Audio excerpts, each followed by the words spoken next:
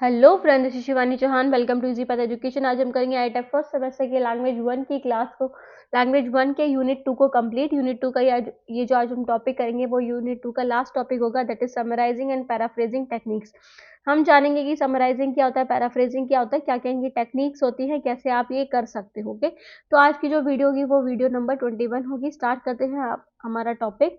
तो सबसे पहले हम बात करेंगे इंट्रोडक्शन से। तो इंट्रोडक्शन में हम देखेंगे summarizing and paraphrasing are essential academic writing skills that help integrate information from sources without plagiarism।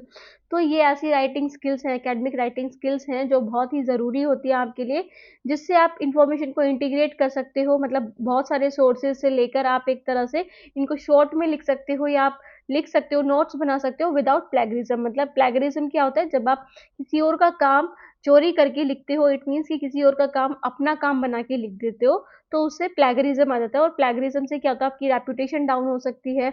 आप अगर प्लेगरिज्म कर रहे हो किसी के काम को बिना उसे साइट किए, तो आपको बहुत सारे फाइन भी लग सकते हैं ना, फाइन भी लग सकते हैं, आपकी रेपुटेशन डाउन होगी, आपको जॉब से भी निकाला जा सकता है जो आप काम कर रहे हो। तो ये सारी चीज़ें आपको फेस करने को मिलती है, बट आप समराइजिंग और पैराफ्रेजिंग के जरिए आप क्या कर सकते हो, इस प्लेगरिज्म से बच सकते हो, है ना। इसमें प्लेगरिज्म नहीं आता। सो फीचर्स क्या हैं इसके, तो हम बात करेंगे समराइजिंग और पैराफ्रेजिंग की, उसके डिफरेंस के बारे में। तो डेफिनेशन क्या है, सबसे पहले समराइजिंग का मतलब क्या होता है, condensing the main ideas of a text into a shorter version. कि आप क्या कर रहे हो, मेन आइडिया जो है टॉपिक का, उसको शॉर्टर वर्जन में लिख रहे हो। आप इंग्लिश में भी देखते हो, जो आपकी इंग्लिश की स्टोरीज होती है, पोएम्स होती है, उसका समराइज देखोगे तो वो स्टोरी से कितना कम होता है, बिल्कुल एक ही पेज में। आपकी स्टोरीज, या फिर आपने नॉवल भी पढ़ी होगी अपनी 12th क्लास में, गुलिवर ट्रैवल या जो भी है, जो भी आपके स्कूल में लगी होगी, तो आपने जो भी स्टोरी पढ़ी है या नॉवल पढ़ी है, उसका समराइज करना भी सिखाते थे टीचर, कि आप समराइज करो, क्योंकि उससे आपको अच्छे से याद हो जाता है कि क्या चीजें लिखी है उसमें। तो समराइजिंग क्या होता है, बेसिकली शॉर्ट वर्जन होता है किसी स्टोरीज का, किसी रिटन टेक्स्ट का। ओके, सो पैराफ्रेजिंग क्या होता है, rewriting a text in your own words while keeping the same meaning.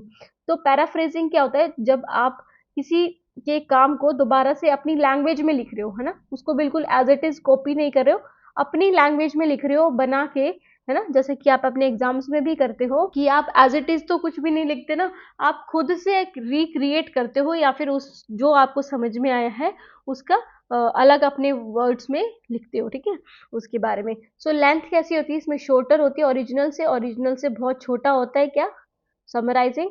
और अगर हम पैराफ्रेजिंग की बात करें तो शॉर्टर नहीं होता, सिमिलर ही होता है लेंथ में, ठीक है, क्योंकि हम उसको अपने वर्ड्स में लिख रहे हैं, समराइज नहीं कर रहे। ओके, सो पर्पस क्या है इसका, to provide a brief overview, कि आपको ओवरव्यू मिल जाता है, इससे पता चल जाता है कि स्टोरी में क्या था क्या नहीं है, तो आप झटपट से उसे पढ़ सकते हो। बट इसका पैराफ्रेजिंग का क्या है, to restate the text in a new way, कि आप उस टेक्स्ट को, जो जैसे आपको कुछ वर्ड्स डिफिकल्ट लग रहे हैं, कुछ सेंटेंसेस डिफिकल्ट लग रहे हैं, कुछ फ्रेजेस ऐसे हैं जो आपको नहीं पता, तो उससे बचने के लिए आप अपने वर्ड्स में लिखकर, है ना, उसको रीस्टेट कर सकते हो, एक नए वे में बना सकते हो। सो यूसेज क्या है, when only the key points are needed. इसमें क्या जरूरत होती है, ओनली की पॉइंट्स की जरूरत होती है हमें, है ना, जब हमें की पॉइंट्स की जरूरत हो तभी जरूरी होता है, ना। फिर है व्हेन रीस्टेटिंग डिटेल्ड इंफॉर्मेशन, जब हमें किसी डिटेल्ड इंफॉर्मेशन को दोबारा से लिखना हो अपने वर्ड्स में, तब हम यूज करते हैं पैराफ्रेजिंग। ओके, तो एग्जाम्पल क्या है, ये एग्जाम्पल है समराइजिंग का, यहाँ पे पैराफ्रेजिंग की नहीं बात करें। समराइजिंग का है कि ओरिजिनल है, global warming is caused by green house gas emissions which trap heat in the earth atmosphere and lead to climate change, है ना, कि ग्लोबल वार्मिंग जो है वो ग्रीन हाउस गैस एमिशंस की वजह से होता है। और इसकी जो समरी है वो क्या है, global warming result from green house gas emissions that alter the climate, है ना। तो इसको आपने शॉर्टर वर्जन में लिख दिया, इस पूरे पैराग्राफ को जो लिखा था आपने शॉर्टर वर्जन में लिख दिया, तो इसकी समरी बना दी।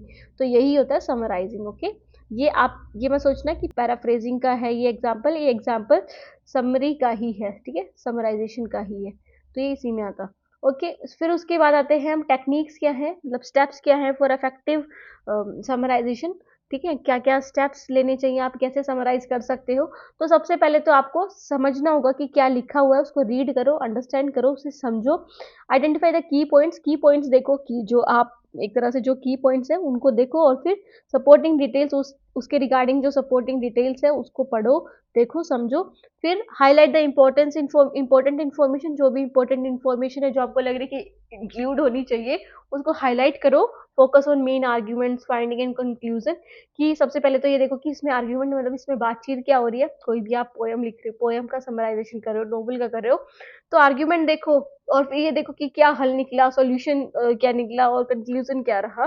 तो ये सारी चीजें। उसके बाद है रिमूव अननेसेसरी डिटेल, जो भी अननेसेसरी डिटेल है, जैसे माइनर डिटेल्स है, छोटी छोटी है ना, एंड रिडंडेंट इन्फॉर्मेशन, जो फालतू की जो इन्फॉर्मेशन है उसको बिल्कुल ओमिट कर दो, मतलब हटा दो उसे। Okay, so rewrite in your own words, अपने वर्ड्स में लिखो। Avoid कॉपिंग phrases from the original text, की जो फ्रेजेस लिखे हुए हैं, जो वर्ड्स लिखे हुए हैं, जो सेंटेंसेस लिखे हुए हैं, उनको कॉपी नहीं करना है आपको, एज इट इज अपने वर्ड्स में लिखना है, बट शॉर्टर फॉर्म में लिखना है। Okay, ensure clarity and coherence, क्या करो आप, the summary should be concise and logical. तो समरी कैसी होनी चाहिए, क्लियर होनी चाहिए, मतलब समझ में आनी चाहिए, और लॉजिकल होनी चाहिए, और छोटे वर्ड्स में होनी चाहिए। उसके बाद है कि बी क्या है, टाइप्स ऑफ समरीज क्या है। तो समरीज देखेंगे हम।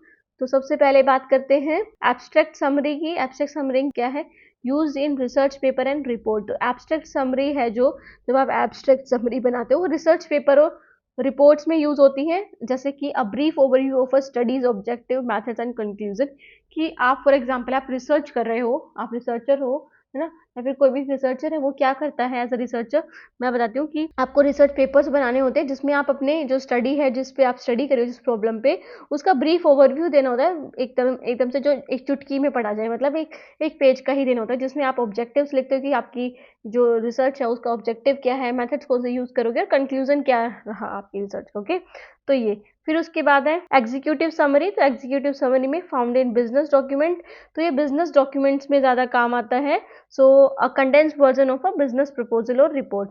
तो ये क्या होता है, कंडेंस्ड वर्जन होता है बिजनेस प्रपोजल या रिपोर्ट का। तो एग्जीक्यूटिव समरी क्या होता है, जब बिजनेस डॉक्यूमेंट में ज़्यादा यूजफुल होता है ये।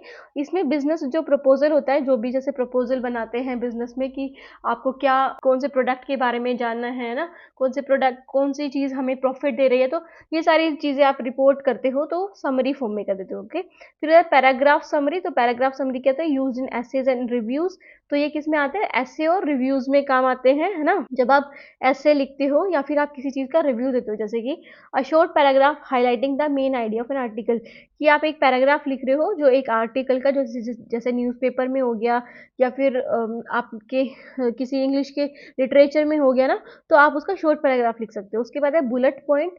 तो बुलेट पॉइंट समरी क्या होती है, जब आप क्विक रेफरेंस देते हो फॉर की पॉइंट्स, कि आप की पॉइंट्स बना के, जैसे ये बना रखा है डैश बना के एक पॉइंट, फिर दूसरा पॉइंट, है ना, तो आप क्या कर रहे हो, बुलेट यूज कर रहे हो, मतलब पॉइंट टू पॉइंट लिख रहे हो सारी चीजें ना, पैराग्राफ में नहीं लिख रहे हो। तो ये है ना, तो ये टाइप्स ऑफ समरीज थी। उसके बाद आता है एग्जांपल्स ऑफ समराइजिंग। तो समराइजिंग के एग्जांपल्स क्या है, तो सबसे पहले जैसे हम यहाँ पे एग्जांपल नॉर्मल है, आप पढ़ लेना इसे, वैसे मैं पढ़ देती हूँ। ओरिजिनल पैसेज जो है, the industrial revolution which began in 18th century led massive technological advancement and urbanization. Factories replaced small scale production and many people migrated to the cities for work, changing the social and economic structure. ठीक है, तो इसका summary क्या बनेगी, the industrial revolution transform society through technological progress and urbanisation. तो industrial revolution ने क्या किया, ट्रांसफॉर्म कर दिया सोसाइटी को टेक्नोलॉजिकल प्रोग्रेस और अर्बनाइजेशन से, जैसा कि ये बताना चाह रहा है ना, ये पैराग्राफ।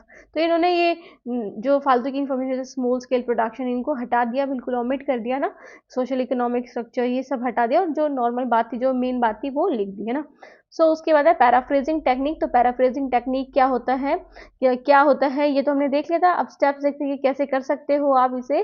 सो बात करते हैं, read the original text carefully. पहले तो आप रीड करो उसे, जैसे आप समरी में करते हो, है ना, पहले ओरिजिनल टेक्स्ट को बिल्कुल ध्यान से रीड करो, उसकी एक्सटेंसिव रीडिंग करो। Understand the full meaning before attempting to rewrite it, की दोबारा लिखने से पहले आप उसके मीनिंग्स को समझो कि क्या कहना चाह रहे हैं, कि क्या आप कुछ गलत तो नहीं समझ रहे हो, कुछ अलग तो नहीं समझ रहे हो जो कहना चाह रहे हो उससे। सो उसके बाद आइडेंटिफाई की आइडियाज। फिर की आइडियाज को आइडेंटिफाई करो कि जो आपको एक तरह से लिखने हैं। फोकस ऑन इंपॉर्टेंट डिटेल, की इंपॉर्टेंट डिटेल है उस पर फोकस करो, और जो अनइम्पॉर्टेंट डिटेल्स है उसको रिमूव कर दो। ओके, फिर है चेंज सेंटेंस स्ट्रक्चर। तो सेंटेंस का स्ट्रक्चर चेंज करो, जैसे कि आप कुछ रीऑर्डर कर दो चीज़ों को, है ना, कुछ जैसे लिखा हुआ है तो आप उसको use different grammatical structure and reorder idea, जैसे आप एक्टिव वॉइस में लिखा है तो आप उसे पैसिव वॉइस में लिख दो, या फिर ये सारी चीजें, है ना। सो उसके बाद है use synonyms and alternative phrases. तो आप क्या करो, सिनोनिम्स का यूज करो और अल्टरनेटिव फ्रेजेस का यूज करो, जैसे replace words with synonyms while keeping the context intact. तो आप क्या करो, रिप्लेस कर दो वर्ड्स को किससे, सिनोनिम्स के साथ। जो वर्ड है, जो वर्ड दिया हुआ है उसी को ही मत लिखो, है ना, आप उसको रिप्लेस कर दो, हटा दो, अब उसका कोई सिनोनिम है, उसका जो सिमिलर वर्ड है वो लिख दो, ताकि एक तरह से प्लेगरिज्म भी ना है ना। फिर चेक अगेंस्ट द ओरिजिनल, ये देखो कि वो कहीं ओरिजिनल जैसा तो नहीं लग रहा है, ओरिजिनल ही तो नहीं लिख दिया। And show your paraphrase convey the same meaning without कॉपिंग phrases, कि आपने सेंटेंस को कॉपी करे बिना क्या वो भी वही मीनिंग दे रहा है जो ओरिजिनल वाला दे रहा है। ओके, तो ये फिर उसके बाद है टेक्निक्स क्या है, टेक्निक्स क्या है इसकी। तो सबसे पहला यूजिंग सिनोनिम्स, तो आप सिनोनिम्स यूज करके कर सकते हो। जैसे ओरिजिनल जो है, the experiment demonstrated significant result, original है। आप पैराफ्रेज कैसे कर सकते हो, स्टडी शोड नोटेबल आउटकम, है ना। तो डेमोन्स्ट्रेटेड का क्या मतलब होता है, शो करना, है ना, दिखाना, तो रिप्रेजेंट करना, तो ऐसे इन्होंने लिख दिया। After that is changing sentence structure, आप सेंटेंस का स्ट्रक्चर ही चेंज कर दो। जैसे ओरिजिनल था, deforestation lead to habitat loss for many species, तो आप पैराफ्रेज कैसे कर सकते हो, many species loss their habitats due to deforestation, कि आपने इसको चेंज कर दिया बिल्कुल, है ना। फिर है ब्रेकिंग लॉन्ग सेंटेंस, कि आप लॉन्ग सेंटेंस को ब्रेक कर दो। सो जैसे कि ओरिजिनल क्या है, because air pollution has increase in cities many resident have developed respiratory problem, तो पैराफ्रेज क्या हो सकता है, the rise in air pollution led to respiratory issues among city dwellers. तो इसमें क्या लिखा है कि जैसे इन्होंने क्या कर दिया, दो सेंटेंस कर दिया ना, दो सेंटेंस को एक बना दिया ना, तो ब्रेकिंग द लॉन्ग सेंटेंस को तोड़ के एक शॉर्ट सेंटेंस में उसको क्रिएट कर दो। After that is combining short sentence, कि आप कंबाइन भी कर सकते हो शॉर्ट सेंटेंस को। जैसे the company launched a new product, it was well received by customer, तो company's new product launch receive positive customer feedback, तो आपने इसको कंबाइन कर दिया। तो इस तरह से आप क्या कर सकते हो, पैराफ्रेजिंग कर सकते हो। ओके, सो एग्जाम्पल क्या है, अभी हमने एग्जाम्पल ही देखे हैं, बाकी एक और एग्जाम्पल देख लेते हैं। तो ओरिजिनल पैसेज क्या है, many scientists agree that renewable energy sources such as wind, air, and solar power are essential for reducing dependence on fossil fuel and combating climate change. तो इसका पैराफ्रेज कैसे किया है, expert widely acknowledge that alternative energy sources like solar and wind power play a crucial role in reducing reliance on fossil fuels and addressing climate change.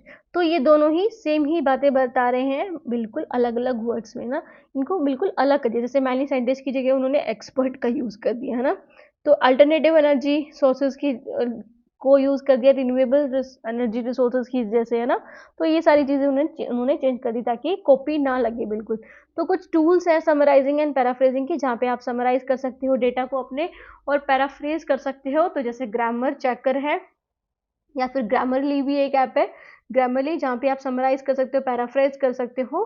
ठीक है, paraphraser है, confusion generator है, outline generator है, QuillBot है, acronym generator, deep AI text summarizer है, rephraser, स्क्रिबर है। तो ये कुछ ऐप्स हैं जो समराइजिंग और पैराफ्रेजिंग में काम आते हैं। आप मुझे कमेंट बॉक्स में कमेंट करके बताना कि इनके अलावा और कौन कौन से टूल्स हैं जिनको आप यूज कर सकते हो समराइजिंग और पैराफ्रेजिंग में। सो स्टूडेंट, ये थी आज की हमारी वीडियो। कैसी लगी वीडियो कमेंट करके जरूर बताना, और चैनल को लाइक सब्सक्राइब और शेयर करना ना भूलना। और हमने आज सब समराइजिंग और पैराफ्रेजिंग के बारे में तो पढ़ ही लिया है, इसका मतलब हमने यूनिट 2 को कंप्लीट कर दिया, अपनी लैंग्वेज 1 की यूनिट 2 को कंप्लीट कर दिया। तो इसके बाद अब हम यूनिट 3 लेकर आएंगे। ठीक है, यूनिट 3 को भी हम जल्दी ही कंप्लीट कर देंगे, यूनिट 3 और 4 दोनों को ही जल्दी ही कंप्लीट कर देंगे, ताकि आपका सिलेबस कंप्लीट हो सके और आप पढ़ सके बिल्कुल आराम से। Okay, thank you so much student for watching the video. Okay, bye, take care.